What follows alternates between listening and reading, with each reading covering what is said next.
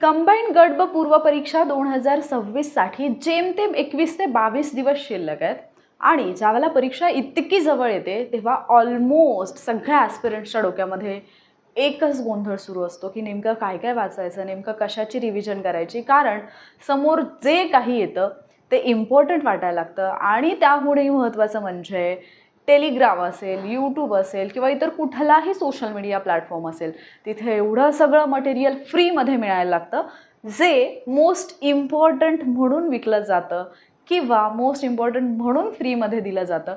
आणि मग गोंधळ उडतो की नेमकं काय वाचायचं, शेवटच्या दिवसामध्ये रिव्हिजन कशी करायची. कारण नवीन बऱ्याच गोष्टी समोर येत असतात, त्याही करायच्या असतात, पण ऑलरेडी जे केलेलं आहे त्याचीही रिव्हिजन करायची असते. आणि या गोंधळामध्ये बरेच विद्यार्थी अशा पद्धतीने फसतात की त्यांचा रिझल्ट येत नाही.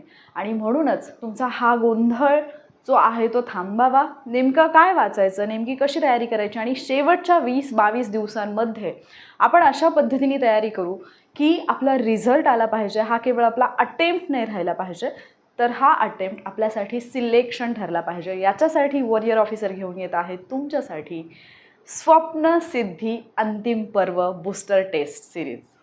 2026ची पूर्वपरीक्षा हा खरंच तुमच्या तयारीतला अंतिम टप्पा ठरावा आणि पूर्वपरीक्षा देऊन, मुख्य परीक्षा देऊन तुम्ही तुमच्या ड्रीम पोस्टपर्यंत पोहोचावा. म्हणून शेवटच्या काही दिवसांमध्ये प्रूव्ह युअरसेल्फ चॅलेंजमधल्या स्टुडंटसाठी मी एक स्वप्नसिद्धी अंतिम पर्व म्हणून काही सब्जेक्ट वाईज टेस्ट, जिथे आपण आयोगाचा दर्जा, आयोग ज्या पद्धतीने प्रश्न विचारतो, आयोगाच्या भाषेमधले प्रश्न जे आहेत ते प्रॅक्टिससाठी घेऊन येणार आहोत.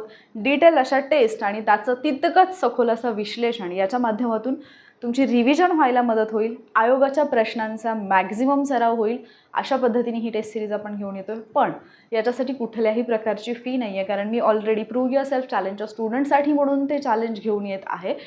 बट बरेचसे वॉरियर्स आत्ता मला रिक्वेस्ट करत आहेत की मॅम 2026च्या पूर्व परीक्षेसाठी शेवटच्या दिवसांमध्ये एखादं चॅलेंज घेऊन या, जे की मला असं वाटतं की कुठलंही नवीन चॅलेंज घेऊन येणं, नव्याने काहीतरी करणं हे तुमच्या अभ्यासासाठी घातक ठरू शकतं.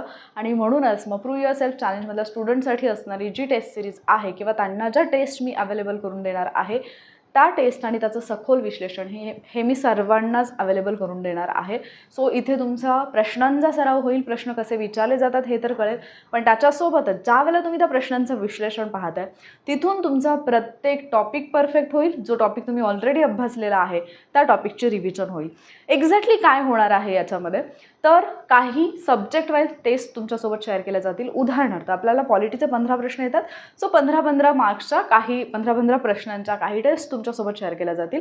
त्या टेस्ट तुम्हाला फक्त 15 क्वेश्चन्स आहेत, सो तुम्ही टाईम लावून सोडू शकता किंवा तुम्ही जस्ट रँडमली ते 15 क्वेश्चन्स वाचून उत्तरापर्यंत पोहोचण्याचा प्रयत्न करू शकता. आणि त्यानंतर त्या 15 प्रश्नांच्या विश्लेषणामधून तुमचा तो टॉपिक जो आहे तो कम्प्लिटली रिवाईज होईल. उदाहरणार्थ जर तुम्हाला एखादा प्रश्न आलेला आहे घटना दुरुस्तीची पद्धती, तर तुम्हाला घटनादुरुस्तीच्या कुठल्या 3 पद्धती आहेत, त्याच्यातल्या 368मध्ये सांगितलेल्या कुठल्या पद्धती आहेत आणि त्यासोबतच कुठल्या पद्धतीने कुठल्या तरतुदींमध्ये बदल करता येतो, या गोष्टी तिथेच क्लिअर होऊन जातील. सो अशा पद्धतीने विश्लेषण घेणार आहोत. ज्यांनी ऑलरेडी वॉरियर ऑफिसरचं PYQ अनालिसिस पाहिलेलं आहे त्यांना तर याच्या बाबतीत कुठलीच शंका नसेल की प्रश्नांचं विश्लेषण आपण किती व्यवस्थित घेतो आणि त्या विश्लेषणातून किती प्रश्न जे आहेत पुढे ते रिपीट होतात, त्या विश्लेषणातून किती प्रश्न जे आहेत ते आयोगाच्या पेपरमध्ये विचारले जातात.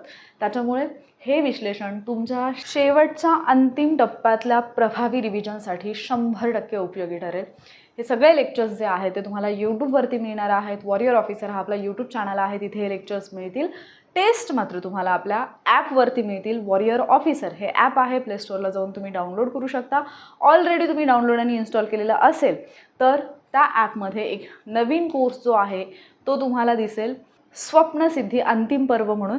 आणि त्या कोर्समध्ये तुम्हाला या सगळ्या टेस्ट ज्या आहेत त्या अवेलेबल करून दिल्या जातील. सो टेस्ट पाहायची, देन यूट्यूबला येऊन त्याचं ॲनालिसिस जे आहे ते पाहायचं. या लेक्चरसाठी एक फिक्स टायमिंग असेल, त्याच वेळेमध्ये डेली बेसिसवरती हे लेक्चर्स तुम्हाला मिळतील. सो त्याचं जे टायमिंग आहे त्याबद्दलची कुठलीही अपडेट असेल तर तुम्हाला यूट्यूब किंवा आपला जो टेलिग्राम चॅनल आहे किंवा आपला ॲप आहे याच्यावरती मिळेल. सो जर तुम्हाला शेवटच्या टप्प्यामध्ये कसलंही कन्फ्युजन होऊ नये आणि त्यासोबतच GSच्या सगळ्या सब्जेक्टची प्लस करंट अफेअर्सची आपली प्रॉपर रिव्हिजन व्हावी असं वाटत असेल तर डेफिनेटली तुम्ही या स्वप्नसिद्धी अंतिम पर्व या नवीन चॅलेंजला नक्कीच जॉईन करू शकता आणि त्याच्यानंतर डेफिनेटली तुम्हाला तुमच्या स्कोअरमध्ये फरक पडलेला दिसेल. शिवाय जे काही ॲनालिसिस मी घेईन त्याच्यामध्ये जे मोस्ट डिफिकल्टवाले टॉपिक असतील बट जे एक्झामसाठी इम्पॉर्टंट असतील ते टॉपिक ट्रिक्सच्या माध्यमातून तुम्हाला एक्सप्लेन केले जातील. याचा फायदा तुम्हाला 100% हे अवघड टॉपिक इझिली लक्षात ठेवण्यासाठी होईल. आणि शिवाय आपण जे क्वेश्चन्स घेत आहोत तिथे आपण आयोगाच्या PYQचा रेफरन्स तर घेतलेला आहे. ज्या पद्धतीचे प्रश्न आयोगाने आत्तापर्यंत मेन्समधून पण रिपीट केलेले आहेत किंवा ज्या टॉपिकवरती मॅक्झिमम क्वेश्चन्स विचारलेले आहेत असे टॉपिक फोकस करून ते घेतोय. पण त्यासोबतच बऱ्याचदा आयोगाचे काही प्रश्न असे येतात जे आपल्याला आउट ऑफ द बॉक्स वाटतात किंवा आपल्याला असं वाटतं की याच्यापूर्वी तर या टाईपचा क्वेश्चन विचारलेला नाही आहे पण आत्ता विचारला.